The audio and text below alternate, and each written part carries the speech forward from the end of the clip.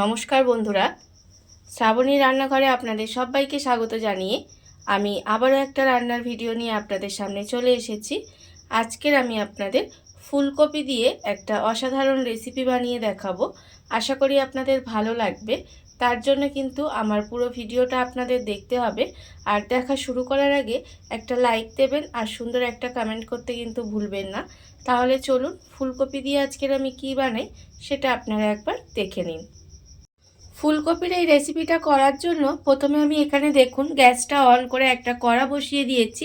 আর কড়ার মধ্যে দিয়েছি আমি 4 চামচ মতো সর্ষের তেল। তেলটা আমার এখানে গরম হয়ে গেছে। আর এখানে আমি দেখুন ফুলকপি কেটে রেখেছি। আর ফুলকপিগুলো কিন্তু আমি একটু ছোট ছোট সাইজ করে কেটে রেখেছি। আর ফুলকপিগুলো কিন্তু আমি কেটে একটু গরম জলে ভিজিয়ে রেখে দিয়েছিলাম। এবারে আমি যাতে ফুলকপির মধ্যে যে পোকা ফোকা যদি থেকে থাকে সেটা চলে যায়, সেই জন্য আমি একটু গরম জলে ভাপিয়ে কিন্তু নিইনি, একটু ভিজিয়ে তারপরে তুলে নিয়েছিলাম ফুলকপিগুলো। এবারে আমি ফুলকপিগুলো তেলের মধ্যে দিয়ে দিলাম, গরম তেলের মধ্যে। আর আমি এর সঙ্গে এখানে দেখুন আলু রেখেছি। এখানে আমার দুটো বড় সাইজের আলু একটু এরকম ছোটো ছোটো করে টুকরো করে রেখেছি, সেই আলুটাও কিন্তু আমি এর মধ্যে দিয়ে দিলাম। এবারে ফুলকপি আর আলুটা আমি একটু ভালো করে ভেজে নেব। তার জন্য এখানে অল্প সামান্য একটু এর মধ্যে নুন দিলাম। আর আমি এর মধ্যে খুব অল্প সামান্য একটু হলুদ গুঁড়ো দিলাম। নুন আর হলুদ গুঁড়ো দিয়ে খুব ভালোভাবে ফুলকপি আর আলুটা আমাকে প্রথমে ভেজে নিতে হবে। আমি এখানে ফুলকপি আর আলু একসঙ্গেই ভেজে নিচ্ছি। আপনারা চাইলে কিন্তু এই ফুলকপি আর আলুটা আলাদা আলাদা করেও ভাজতে পারেন। আমি এখানে একসঙ্গেই খুব ভালোভাবে ভেজে নেব। ফুলকপি আর আলুটা আমার এখানে লাল করে ভাজা হয়ে গেছে। দেখুন ফুলকপি আর আলুটা কিন্তু আমি এখানে খুব ভালোভাবে লাল করে ভেজে নিয়েছি। এবার এই আলু আর ফুলকপিটাকে আমি আলাদা করে তুলে রেখে দেব। আলু আর ফুলকপিটা আমি ভেজে আলাদা করে তুলে রেখে দিয়েছি। আর কড়ার মধ্যে কিন্তু আমি আবারও 1 চামচ মতো সর্ষের তেল দিয়ে দিয়েছি।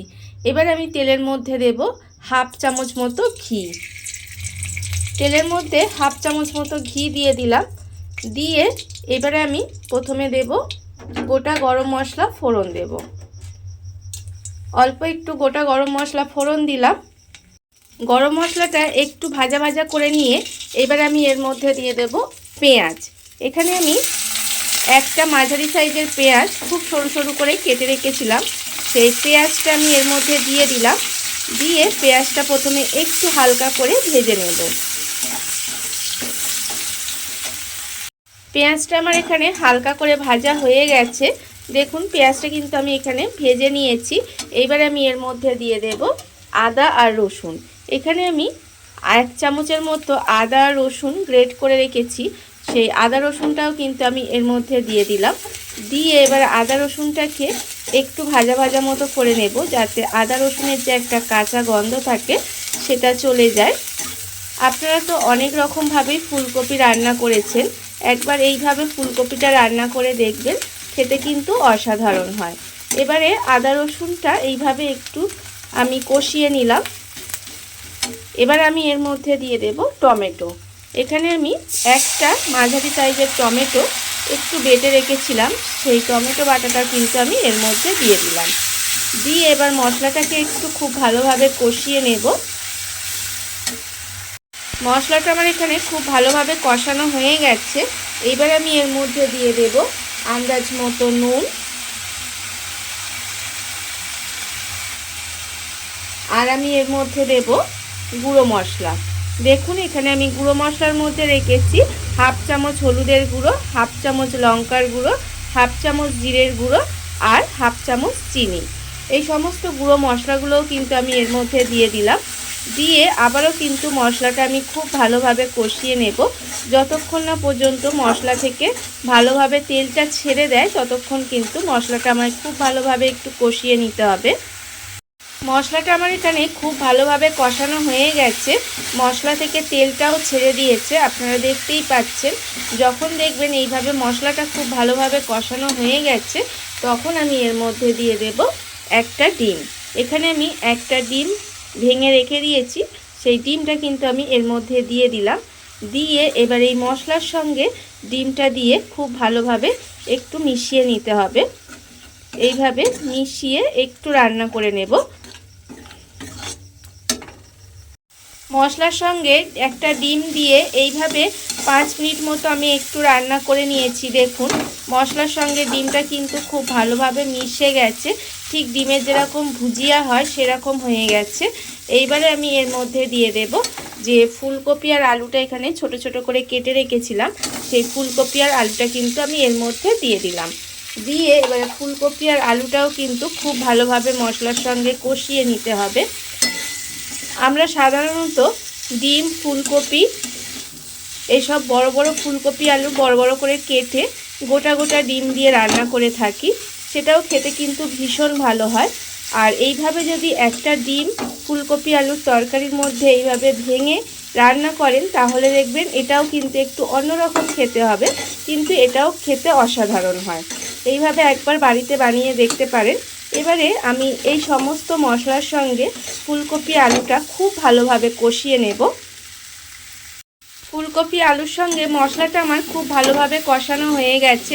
আমি কিন্তু মশলার সঙ্গে ফুলকপি আলুটা খুব ভালোভাবে কষিয়ে নিয়েছি। এইবার আমি এর মধ্যে দিয়ে দেব জল। এখানে আমি খুব বেশি জল দেব না, 1 বাটি পরিমাণের আমি এখানে জল দিলাম।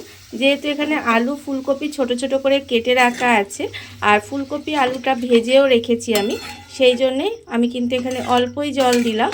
দিয়ে এবার গ্যাসটা লোতে দিয়ে এইভাবে ঢাকা দিয়ে একটু রান্না হতে দেব, যতক্ষণ না পর্যন্ত আলু এবং ফুলকপি খুব ভালোভাবে সেদ্ধ হয়ে যায় ততক্ষণ পর্যন্ত কিন্তু আমি এইভাবে ঢাকা দিয়ে আমি রান্না হতে দেব।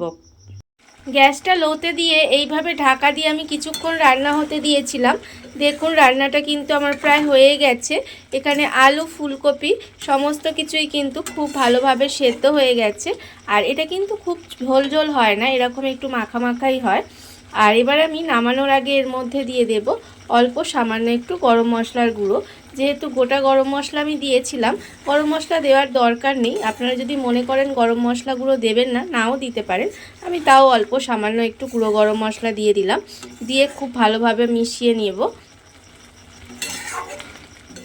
এবারে আপনারা যদি মনে করেন এর মধ্যে অল্প একটু ধনেপাতা কুচি দেবেন, তাও দিতে পারেন, তাতেও কিন্তু খেতে বেশ ভালো লাগে। আর না হলে আমার কাছে ধনেপাতাটা নেই, আমি ধনেপাতাটা দেবো না, এমনিও কিন্তু খেতে ভীষণ ভালো লাগে। রান্নাটা আমার এখানে রেডি হয়ে গেছে। এটা আপনারা ভাত, রুটি, লুচি, পরোটা যে কোনো কিছুর সাথে বানিয়ে দেখতে পারেন, খেতে কিন্তু অসাধারণ হয়। রান্নাটা আমার রেডি হয়ে গেছে, এবার আমি গ্যাসটা অফ করে দেব। দেখুন বন্ধুরা, বাড়িতে থাকা কত অল্প উপকরণ দিয়ে কত অল্প সময় কত সুন্দর একটা ফুলকপির রেসিপি তৈরি হয়ে গেছে, আপনারা দেখতেই পেলেন। আর এটা কিন্তু গরম ভাত, রুটি, লুচি, পরোটা যে কোনো কিছুর সাথে খেতে ভীষণ ভীষণ ভালো লাগে। আপনারা এইভাবে একবার হলেও বাড়িতে বানিয়ে দেখতে পারেন। আর এই ভিডিওটা যদি আপনাদের ভালো লেগে থাকে, আপনারা যদি ফেসবুক থেকে দেখে থাকেন পেজটি ফলো করে দেওয়ার অনুরোধ রইল। আর যদি ইউটিউব থেকে দেখে থাকেন চ্যানেলটি সাবস্ক্রাইব করে নেওয়ার অনুরোধ রইল। তাহলে চলুন ভিডিওটা আমি এখানেই শেষ করছি। আপনারা সবাই ভালো থাকবেন, সুস্থ থাকবেন। আবারও হাজির হব নতুন কোনো রান্না নিয়ে।